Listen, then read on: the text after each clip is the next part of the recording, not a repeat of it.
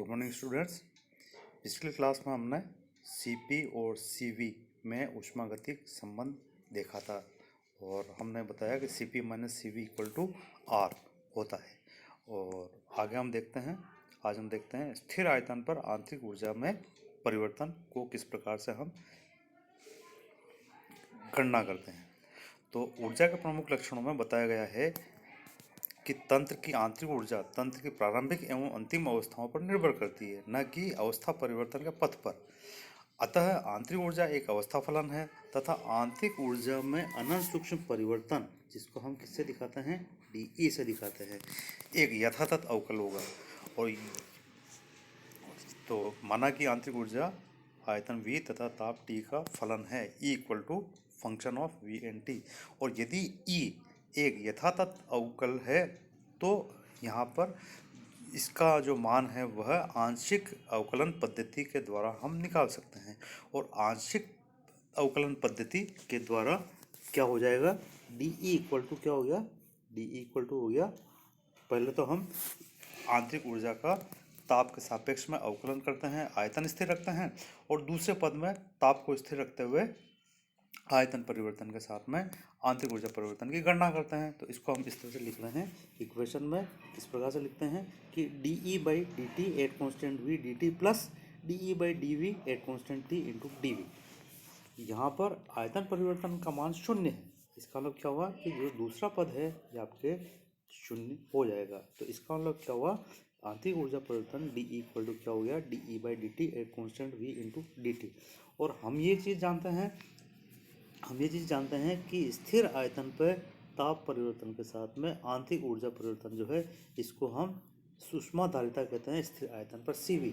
इसलिए हम यहाँ पर इस समीकरण को लिख सकते हैं d E equal to C V into d T. अब इसको हल करने के लिए हम क्या करेंगे, इसका समाकलन करेंगे। और जब हम इसका समाकलन करते हैं तो इसको इस प्रकार लिखेंगे, यहाँ पर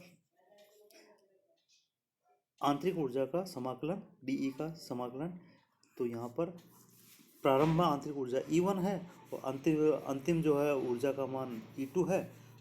और इस प्रकार CV कांस्टेंट है इसलिए बाहर आ गया, और ताप का DT का जो है परिवर्तन T1 से T2। तो यहाँ पर ये परिमित परिवर्तन के लिए हम देख रहे हैं, तो परिमित परिवर्तन में क्या होगा कि ये हो गया डेल E इक्वल टू, और CV जो है कांस्टेंट है इसको हम बाहर निकाल सकते हैं, तो ये del E equal to T1 T2 CV DT। यदि CV का मान ताप के T1 से T2 परास में स्थिर माना जाए, यानी रेंज है T1 से T2, और सामान्यतः हम ऊष्माधारिता में बात करते हैं, केवल 1 डिग्री परिवर्तन की बात करते हैं, तो इसमें लगभग CV का मान स्थिर माना जा सकता है। इसलिए CV का मान कांस्टेंट, इसको हम बाहर रख दिया। और जो ताप परिवर्तन है ये भी परिमित है, तो यहाँ पे इसको जो हम डेल T लिख दिया, तो ये क्या हो गया, इक्वेशन क्या हो गई, del E equal to CV into del T। ऊष्मागतिकी के प्रथम नियम के अनुसार स्थिर आयतन पर अवशोषित ऊष्मा तथा आंतरिक ऊर्जा में वृद्धि में संबंध समीकरण 24 द्वारा व्यक्त किया जाता है।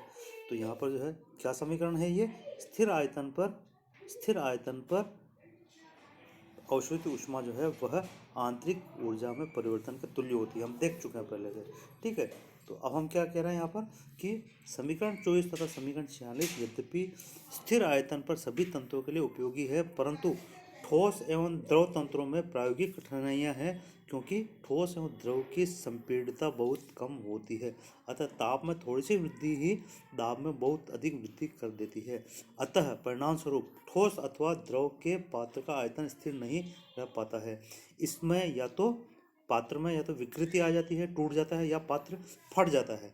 इसलिए प्रायोगिक दृष्टि से स्थिर आयतन प्रक्रमों का पूर्ण अथवा आंशिक रूप से गैसीय तंत्रों के लिए ही अध्ययन किया जाता है, ठोस व द्रव अवस्था के लिए मापन या अध्ययन नहीं किया जाता है, ठीक है। अब हम आगे देखते हैं जूल का नियम, जूल का नियम।